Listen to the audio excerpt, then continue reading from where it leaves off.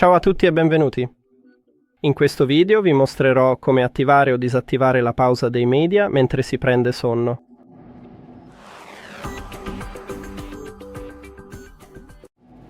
Devi iniziare aprendo le impostazioni e assicurarti che le tue cuffie siano collegate al telefono.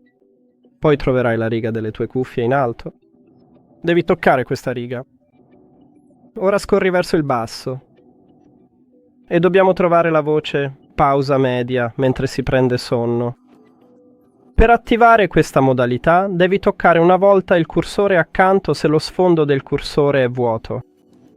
E se non hai bisogno di questa modalità, puoi disattivarla toccando una volta il cursore se lo sfondo del cursore è colorato. E questo è tutto. Grazie per aver guardato questo video. Se lo hai trovato utile, considera di iscriverti al canale e lasciare un like al video. A presto!